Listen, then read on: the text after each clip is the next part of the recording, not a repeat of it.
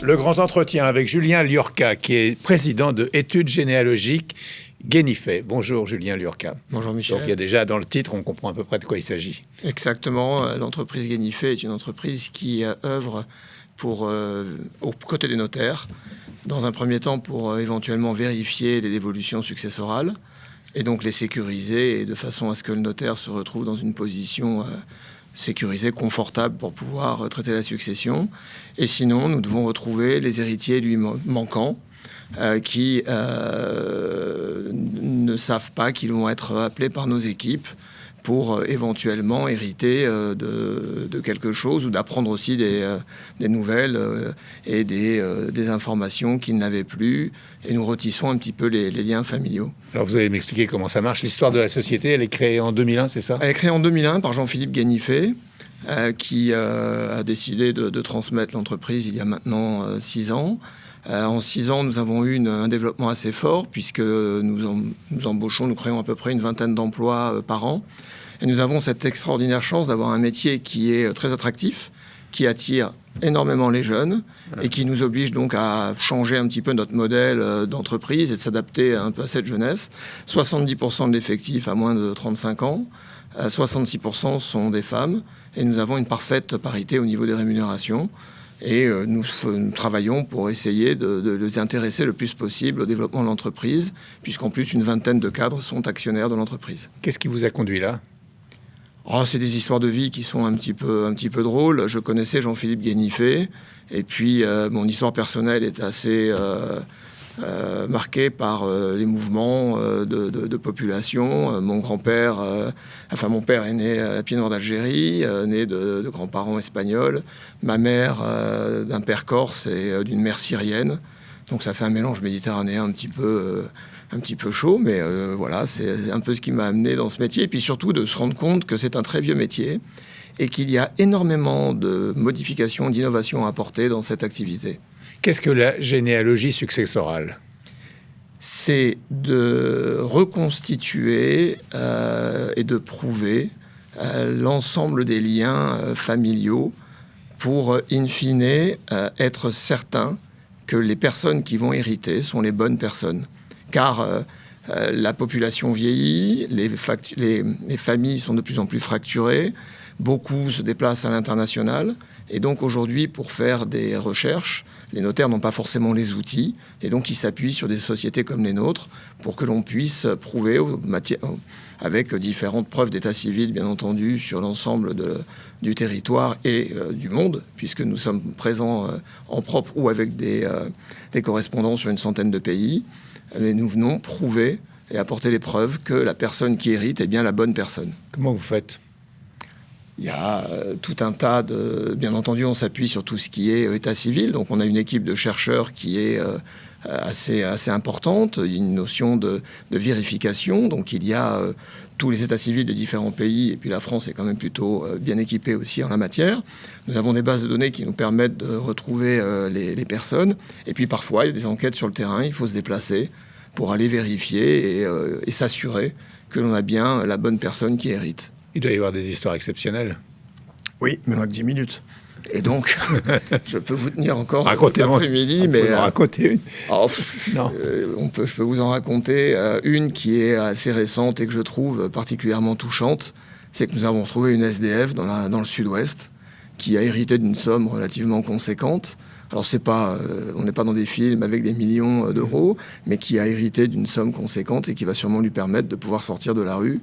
Et c'est vrai que dans ces cas-là, nous sommes plutôt contents. Ouais. Et puis, nous avons aussi d'autres choses, surtout sur notre département mémoriel, où nous travaillons bien souvent sur des problèmes liés à la Seconde Guerre mondiale ou liés à différentes problématiques qu'il y a pu avoir dans notre pays. Alors, ce sont les notaires qui font appel à vous ou ce sont les familles ? C'est plutôt les notaires qui se retrouvent dans une situation où ils ne sont pas sûrs d'avoir tous les héritiers, et parfois ils n'en ont même aucun. Mais il y a aussi différentes sociétés intervenant, banques, assurances, syndics de copropriété, les domaines, les services de l'État, qui peuvent avoir besoin aussi de nos services parce qu'ils détiennent finalement des actifs et des sommes en déshérence qu'ils doivent remettre à des personnes. Et donc nous intervenons sur l'ensemble de ces personnes. La loi est claire, il s'agit, et toute personne ayant un intérêt direct et légitime peut nous mandater.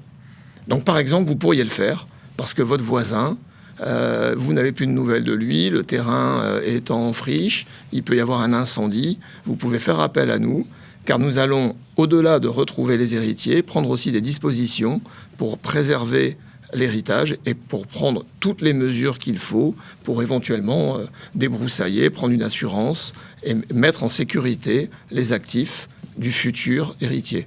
Alors moi, je n'attends rien de particulier au niveau héritage, mais si jamais vous m'appelez un jour, ce sera une surprise. Ça peut être une bonne surprise ou pas une bonne surprise? J'espère pour vous que ce sera une bonne surprise. Maintenant, on pourra peut-être découvrir des choses différentes. On peut parfois découvrir qu'on avait un frère, un oncle, sans être au courant. À quels enjeux répondez-vous?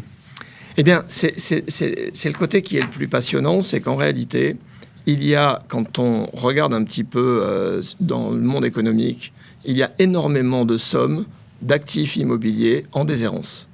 Et à titre d'exemple, vous avez à peu près 7 milliards d'euros à la Caisse des dépôts et consignations qui sont le fruit des assurances vie et des comptes bancaires en déshérence qui ont été déposés par ces compagnies qui détenaient des actifs dans l'attente d'avoir des ayants droit qui se manifestent.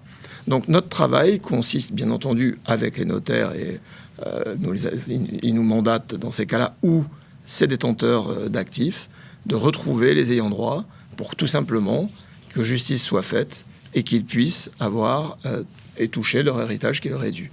Mais aussi, des fois, il n'y a pas que de l'argent, on retisse des liens, on reconstitue des familles et on fait revivre une histoire familiale qui avait été oubliée ou qui n'était pas connue. Et il y a des moments qui sont très, très émouvants. On va voir les chiffres de votre société avec Virginie Mas et on se retrouve juste après. Créée en 2001, l'étude généalogique Guénifait est devenue le 3e acteur national de la généalogie successorale. La société collabore aujourd'hui avec 200 personnes, dont 35% ont moins de 35 ans et 66% sont des femmes. L'étude possède aussi 24 succursales, dont une située à Tunis, une à Barcelone et une à Bruxelles. En 2024, plus de 6 000 successions ont été traitées et plus de 28 000 héritiers ont été retrouvés sur tous les continents.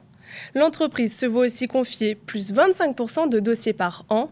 Enfin, en 2024, Guénifait a réalisé un chiffre d'affaires de 28 millions d'euros. Donc, chiffre d'affaires de 28 millions d'euros. Oui. C'est une entreprise qui tourne bien. Oui, nous avons une forte croissance depuis 6 ans.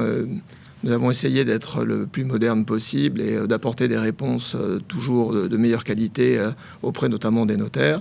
Et effectivement, nous enregistrons une croissance de 25% par an depuis 5-6 ans, ce qui nous oblige à créer les différents emplois dont je parlais tout à l'heure. Alors aujourd'hui, il y a plus de divorces qu'avant, il y a plus de familles recomposées. J'imagine que ça rend plus compliqué votre tâche ou ça vous donne plus de travail? Ça donne plus de travail. Et il faut aussi comprendre que la modernisation, la digitalisation de notre société nous permet de gagner du temps. Mais tout cela est effectivement contrarié, entre guillemets, par ce que vous venez de citer, donc les fractures familiales, aussi par le vieillissement de la population. Il y a plus de 30 000 personnes en France qui ont plus de 100 ans. Donc en 100 ans, on a de quoi faire plusieurs vies. Et puis aussi le côté migration à l'international. Aujourd'hui, on peut dire qu'à peu près 40% de nos dossiers nous renvoient à l'international. Alors, vous avez beaucoup de salariés, donc vous en employez 200. En tout, 200, 20 chaque année en plus, c'est oui. Ça. Quelles sont leurs spécificités? Alors, avant tout, c'est qu'ils soient passionnés par le métier. Parce que on se rend compte que le métier de chercheur, par exemple, est un métier qui nécessite certaines compétences et formations comme historien, par exemple. Mais il faut aussi avoir cette envie que d'aller fouiller un petit peu dans tous les actes et toute l'histoire. Ensuite, nous avons évidemment une très très grande proportion de juristes qui ont fait des études de droit, tant notariales qu'avocats. Et nous nous spécialisons aussi sur une partie immobilière, puisque en France, à peu près les 2/3 du patrimoine d'un Français est constitué de biens immobiliers. Et quand la période de recherche dure jusqu'à 4, 5 ans, 6 ans, il faut bien s'occuper pendant cette période de l'ensemble des actifs des personnes que nous protégeons finalement pour qu'ils puissent bien hériter dans de bonnes conditions. Place de l'innovation. La place de l'innovation est majeure. Nous avons finalement une augmentation du nombre de dossiers, donc il faut avoir des moyens pour aller plus vite, pour aller beaucoup plus vite, de façon à ce que ces héritages soient restitués le plus tôt possible. Donc nous investissons dans des bases de données, nous investissons dans énormément d'outils, évidemment informatiques, digitalisation, et l'intelligence artificielle aura, dans les années qui viennent, certainement un poids important dans notre métier. Quels sont vos objectifs à court et moyen terme ? De continuer à se développer, mais en ayant une obsession permanente qui est de réduire les délais, de façon à ce que les choses aillent au plus vite aux ayants droit, d'accentuer notre présence sur le territoire français, sur l'Europe et à l'international, afin de continuer un développement harmonieux de l'entreprise. Merci beaucoup. Merci.